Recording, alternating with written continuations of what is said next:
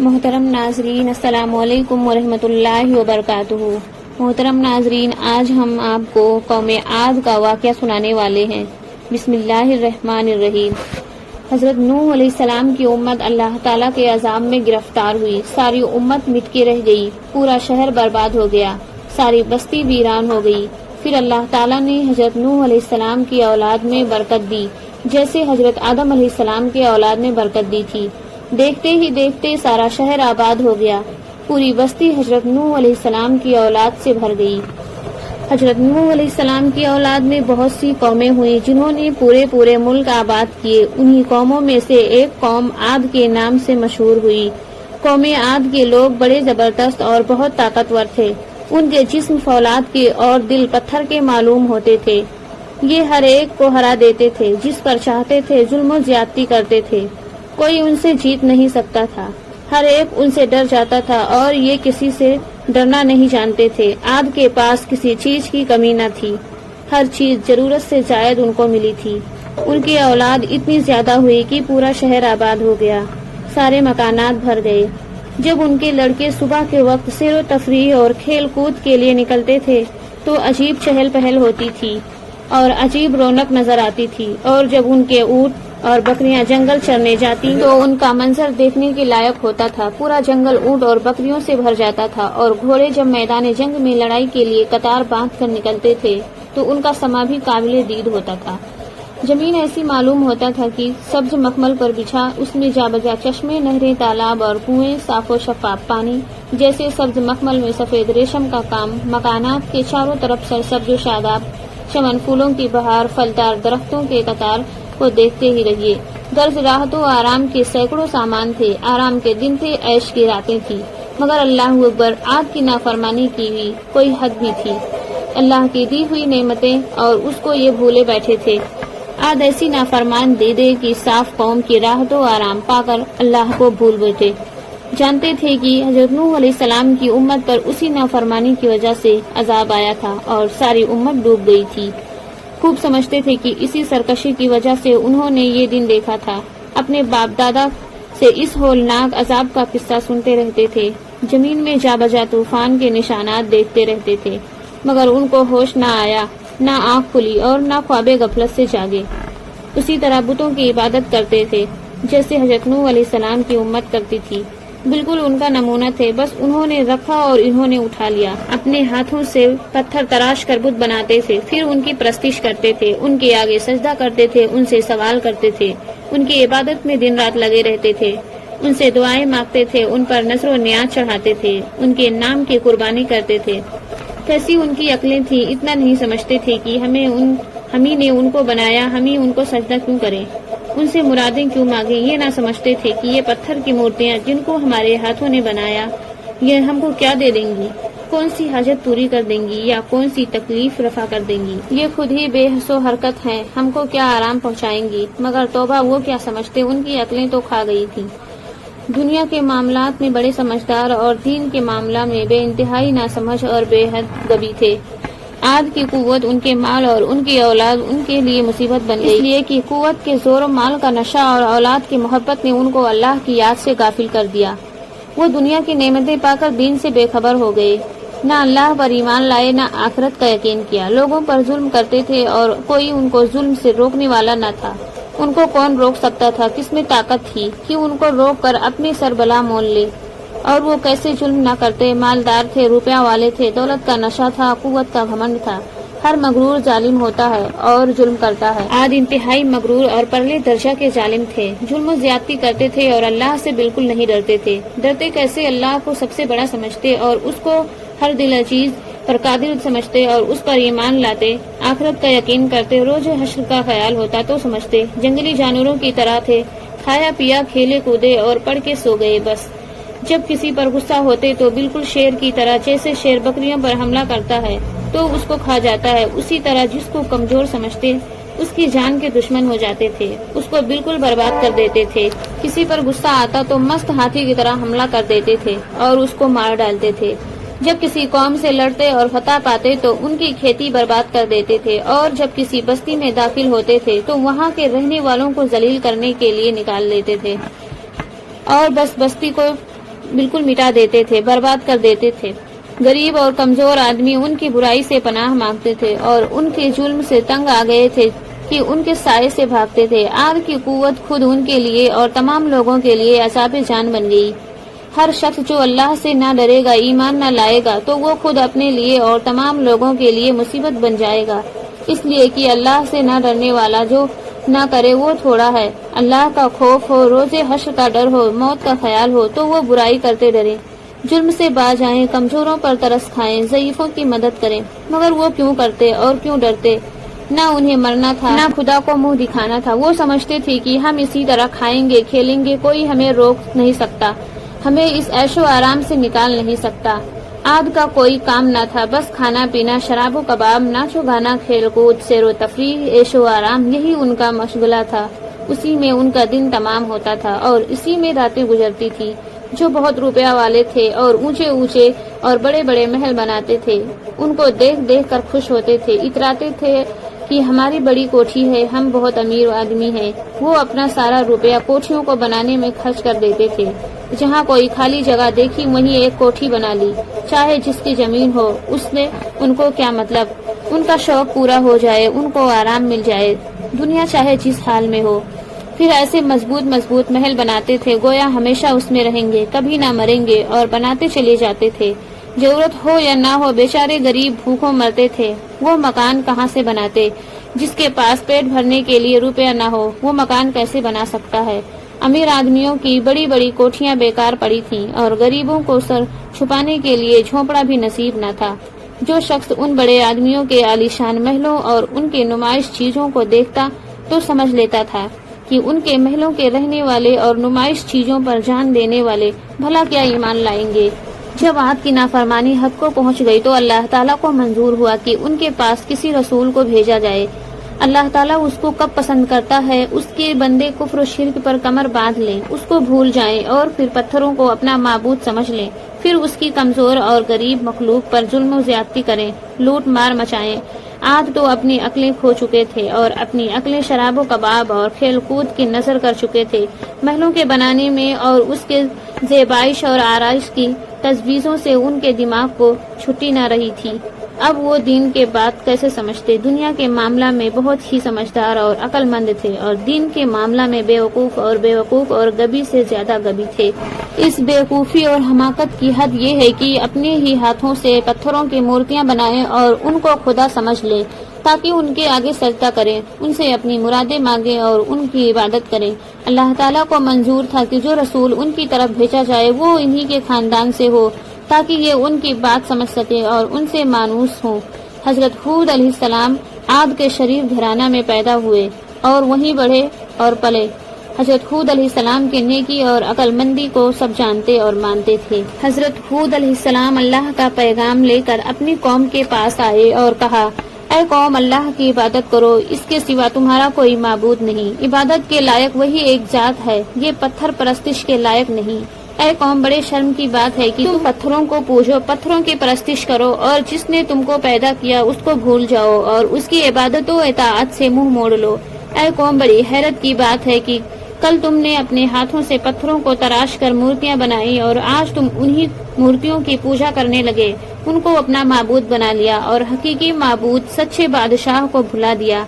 اللہ تعالیٰ نے تم کو پیدا کیا، تمہارے رزق میں، مال و اولاد میں، کھیتی باڑی میں برکت عطا فرمائی، پھر تمہیں سب سے زیادہ طاقتور بنایا اور اس ملک کی بادشاہت عطا فرمائی۔ کیا ان نعمتوں کا یہی حق تھا کہ اس کی بندگی چھوڑ کر بتوں کی بندگی اختیار کر لو، ان کو اپنا معبود سمجھ لو؟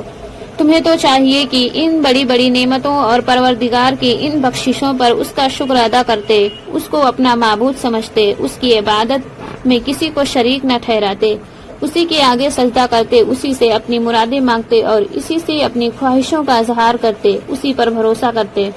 تم پر لازم تھا کہ اللہ کی دی ہوئی نعمتوں کو کھا کر اللہ کا شکر ادا کرتے، اس کی دی ہوئی چیزوں سے فائدہ اٹھا کر اس کی عبادت کرتے۔ افسوس صد افسوس تمہاری عقلوں پر، تم سے اچھا تو تمہارا یہ کتا ہے کہ ایک ہڈی تم نے اس کو دی اور وہ تمہارا ہو گیا، تمہارے ساتھ سایہ کی طرح رہتا ہے، دم بھر کو تم سے جدا نہیں ہوتا۔ سچ سچ بتاؤ، تم نے بھی کسی کتے کو دیکھا ہے کہ وہ اپنے مالک کو چھوڑ کر دوسرے کے پاس چلا گیا ہو؟ اچھا یہ بتاؤ کہ تم نے کسی چرند پرند کو بتوں کے آگے سر جھکاتے اور پوجا پاٹ کرتے دیکھا ہے؟ کیا تم ان چرند پرند سے بھی زیادہ ذلیل ہو؟ کیا تم ان بے زبان جانوروں سے بھی زیادہ بیوقوف اور جاہل ہو؟ قوم ان باتوں کو کیا جواب دیتی؟ کوئی جواب ہی نہ آیا۔ جواب کیا دیتے؟ اور ایسی بات سننے کے عادی ہی نہ تھے۔ ان کو کھانے پینے عیش کرنے سے فرصت ہی نہ تھی کہ کسی اور بات پر غور کریں۔ باجوں نے کہا، ہود علیہ السلام چاہتے کیا ہیں؟ کیا کہتے ہیں؟ ہم تو ان کی بات نہیں سمجھتے۔ ہم اگر برے ہیں تو ان کو کیا نقصان، اور اگر اچھے ہو جائیں گے تو ان کو کیا نفع ہوگا؟ بعض نے کہا ہود علیہ السلام کی عقل جاتی رہی، بعض نے کہا ہود علیہ السلام کا دماغ خراب ہو گیا۔ اور حضرت ہود علیہ السلام نے دوبارہ نصیحت کی تو جو امیر آدمی تھے وہ تنگ آ کر کہنے لگے، ہود، ہمارا گمان ہے کہ تمہارا دماغ خراب ہو گیا ہے اور ہم تم کو چھوٹا آدمی سمجھتے ہیں۔ حضرت ہود علیہ السلام نے کہا، نہ میں نے دیوانہ ہوں، نہ بیوقوف، اور نہ میں جھوٹ بولتا ہوں۔ میں سچ کہتا ہوں کہ میں تمہارا رسول ہوں۔ مجھ کو اللہ نے تمہاری ہدایت کے لیے نبی بنا کر بھیجا ہے تاکہ میں تم کو اچھی بری باتوں سے آگاہ کروں اور تم کو اسی برے دن کے عذاب سے ڈراؤں جس کے آنے میں کوئی شک نہیں۔ اے قوم، میرا کہا مان لو، میں تمہارا خیر خواہ ہوں، تمہارے بھلائی کے لیے کہتا ہوں۔ اگر میرا کہا مان لو گے تو تمہارا ہی بھلا ہوگا۔ قوم بھلا ایسی باتیں کب سن سکتی تھی؟ اس تذکرے سے ان کے کان ہی نہ آشنا تھے۔ ان سے تو کوئی دنیا کی باتیں کرتا، ان کے اونٹ گھوڑوں کے، ان کے محلوں اور باغوں کے اور ان کے کاریگری کی تعریف کرتا تو وہ خوش ہوتے اور مزہ لیتے۔ دین کی باتیں وہ کس دل سے سنتے؟ دین سے ان کو کیا مطلب؟ وہ اپنی اس زندگی پر نازاں تھے اور ایسے مطمئن تھے گویا ہمیشہ زندہ رہیں گے، کبھی موت ہی نہ آئے گی۔ اور نہ کبھی بھولے سے اس کا خیال آیا کہ ہم دنیا میں کس غرض سے آئے ہیں، ہمیں کیا کرنا چاہیے۔ کبھی انہوں نے ایک لمحہ کے لیے نہ سوچا کہ ہمیں مرنا ہے اور اللہ تعالیٰ کو منہ دکھانا ہے، قیامت قائم ہوگی، میدان حشر برپا ہوگا، گزرے اعمال کا حساب ہوگا، اس وقت کے لیے ہمیں کچھ کرنا چاہیے، نہ کریں گے تو کیا ہوگا۔ توبہ، وہ کیا سوچتے؟ ان کو عیش و آرام، کھانے پینے، کھیل کود، تماشوں سے فرصت ملتی تو سوچتے۔ حضرت ہود علیہ السلام برابر اپنی قوم کو سمجھاتے اور نصیحت کرتے، نرمی اور محبت کے ساتھ ان کو اللہ کی دعوت دیتے، مگر کیا اثر ہوتا؟ گناہ کرتے کرتے دل سیاہ ہو گئے تھے۔ حضرت ہود علیہ السلام نے بہت چاہا مگر ان کے دل ایمان کے نور سے منور نہ ہوئے۔ انہوں نے ایمان کی روشنی لینا ہی نہ چاہی، کوئی کیسے دیتا، ان کو یہ تاریکی ہی پسند تھی۔ حضرت ہود علیہ السلام نے کہا، اے قوم، کل تک تم مجھ کو اپنا بھائی اور اپنا دوست سمجھتے تھے اور آج مجھ کو بھول گئے، اب مجھ کو اپنا دشمن سمجھنے لگے۔ اے میرے بھائیوں، یہ تو بتاؤ کہ تم مجھ سے ڈرتے کیوں ہو؟ میری صورت دیکھ کر بھاگ کیوں جاتے ہو؟ کیا تم سمجھتے ہو کہ میں تم کو کسی قسم کا نقصان پہنچاؤں گا یا تم سے کچھ مانگ لوں گا؟ اے میرے عزیز بھائیوں، میں تم کو نصیحت کرتا ہوں، وہ تمہارے ہی فائدے کے لیے کرتا ہوں۔ میرا اس میں کوئی فائدہ نہیں، میری تم سے کوئی غرض نہیں، میں اپنی محنت کی مزدوری تو اپنے پروردگار سے لوں گا، تم کیوں ڈرتے ہو؟ اے میرے عزیز دوستوں، کیا تم گمان کرتے ہو کہ تم اللہ پر ایمان لے آؤ گے تو تمہارا مال و اسباب ضائع ہو جائے گا، تمہاری کھیتی باڑی برباد ہو جائے گی، تمہارے عیش و آرام میں خلل آ جائے گا؟ ہرگز نہیں، قسم خدا کی، اگر تم اللہ پر ایمان لے آؤ گے تو تمہارا کچھ نقصان نہ ہوگا، بلکہ اللہ تعالیٰ تمہاری عمروں کو دراز فرمائے گا، تمہارے مال و اولاد میں برکت عطا فرمائے گا، تمہارے کھیتی باڑی کی پیداوار میں ترقی دے گا، تمہارے جسموں میں اور زیادہ قوت عطا فرمائے گا۔ اے میرے بھائیوں، تم میرے رسول ہونے پر تعجب کیوں کرتے ہو؟ یہ کیا کوئی نئی بات ہے؟ اللہ تعالیٰ نے حضرت نوح علیہ السلام کو تمہارے اگلوں کے پاس جو تمہارے ہی باپ دادا تھے، کیا نبی بنا کر نہیں بھیجا تھا؟ کیا انہوں نے اپنی قوم کو نہیں سمجھایا تھا؟ کیا انہوں نے اپنے امت کو نہیں ڈرایا تھا؟ پھر میرے رسول ہونے پر کیوں حیرت ہے؟ پھر میرے نبی ہونے پر کیوں تعجب کرتے ہو؟ اللہ کا یہ تو قاعدہ نہیں ہے کہ ہر ایک کے پاس جائیں اور کہیں کہ یہ بات اچھی ہے، اس کو اختیار کرو، اور یہ بات بری ہے، اس کو چھوڑ دو۔ اللہ تعالیٰ اپنے رسول ہی کے ذریعے اپنا پیغام پہنچاتا ہے، اور یہ اللہ تعالیٰ کے انتہائی محبت ہے کہ وہ رسول کو قوم ہی کے بھائی بندوں میں پیدا کرتا ہے اور رسالت کا شرف بخشا ہے تاکہ وہ اچھی طرح نرمی اور محبت کے ساتھ سمجھائے اور نصیحت کرے۔ اس لیے مجھ کو بھی اللہ تعالیٰ نے تمہاری ہدایت کے لیے بھیجا ہے تاکہ تم کو سمجھاؤں اور بری بھلی باتوں سے آگاہ کروں۔ اے قوم، تمہارے پاس تمہارے پروردگار کی طرف سے ایک ڈرانے والا اور سمجھانے والا آیا تو تم اس پر حیرت کیوں کرتے ہو؟ اس کو انوکھی اور نرالی باتیں تو سمجھتے ہو؟ قوم نے حضرت ہود علیہ السلام کی نصیحت سنی۔ جب کوئی جواب نہ بنایا تو کہنے لگے، اے ہود، ہمارا معبود تم سے خفا ہو گیا، اس کی ناراضگی کی وجہ سے تمہاری عقل ٹھکانہ نہیں رہی۔ یہ ہمارے معبود ہی کے غصہ کا اثر ہے جو تم ایسی بہکی بہکی باتیں کرتے ہو، کوئی عقل کی بات نہیں کرتے۔ حضرت ہود علیہ السلام نے کہا، ارے یہ معبود تو پتھر کی مورتیاں تمہارے ہاتھوں کی گڑھی ہوئی ہیں، یہ کیا نقصان پہنچائیں گی؟ ان سے کسی کو نفع نقصان پہنچ سکتا ہے۔ یہ پتھر کی مورتیاں نہ بول سکتی ہیں، نہ سن سکتی ہیں، نہ چل پھر سکتی ہے، یہ میری عقل کیا خراب کریں گی؟ خوب بات تم نے کہی ہے۔ یہ اصل بات ہے کہ تمہارے عقل تو خود ٹھکانہ نہیں رہی، تمہارے دلوں سے اچھے برے کی تمیز اٹھ گئی۔ اب تم کیوں میری بات کو اچھا سمجھنے لگے؟ سن لو، یہ تمہارے معبود نہ کسی کے ساتھ بھلائی کر سکتے ہیں نہ برائی، نہ کسی کو نفع پہنچا سکتے ہیں نہ نقصان۔ اچھی طرح سمجھ لو کہ تم بھی اس کی قدرت نہیں رکھتے کہ کسی کو نفع پہنچاؤ یا نقصان، کسی کو مالا مال کرو یا برباد۔ یہ سب اللہ کے اختیار میں ہے، مخلوق کے اختیار میں نہیں۔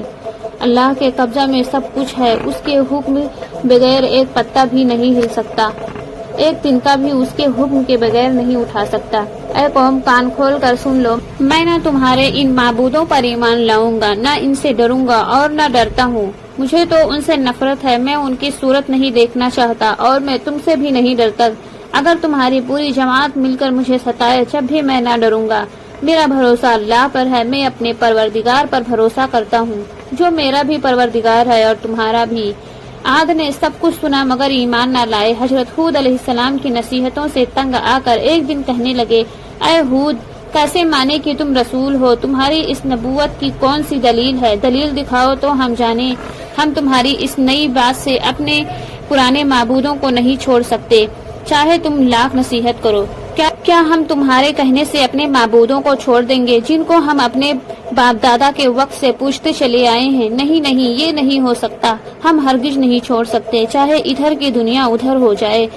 اے ہود، اگر تم ہمارے معبودوں پر ایمان نہ لاؤ گے اور ان سے نہ ڈرو گے تو ہم بھی تمہارے معبود پر ایمان نہ لائیں گے اور نہ تمہارے معبود سے ڈریں گے۔ ہم روز تم سے سنتے رہتے ہیں، عذاب عذاب، ہم کو دکھاؤ عذاب کہاں ہے اور بتاؤ کب آئے گا۔ حضرت ہود علیہ السلام نے کہا، اس کو اللہ ہی جانتا ہے، وہی عالم الغیب ہے، میں تو صرف ڈرانے والا ہوں۔ قوم نے کہا، اے ہود علیہ السلام، ہم کو تو اس عذاب کا انتظار ہے، دیکھیں تو کیسا ہے، اگر سچے ہو تو دکھاؤ۔ حضرت ہود علیہ السلام کو ان کی اس دلیری اور جرأت پر بہت حیرت ہوئی اور ان کی بدقسمتی پر بہت افسوس ہوا۔ زمانہ سے اس شہر میں پانی نہیں برسا تھا، آسمان بالکل صاف تھا، کہیں کوئی بادل کا ٹکڑا دکھائی نہ دیتا تھا، زمین خشک تھی، پیڑ سوکھ پڑے تھے، پتے کمھلا رہے تھے اور پھول مرجھا رہے تھے۔ قوم عاد پانی کو ترس رہی تھی، بارش کا سخت انتظار تھا مگر پانی کا ایک قطرہ نہ گرا۔ ہر وقت سب کی نگاہیں آسمان پر لگی رہتی تھی کہ شاید ابر نظر آ جائے، مگر ایک ٹکڑا بھی نظر نہ آتا تھا۔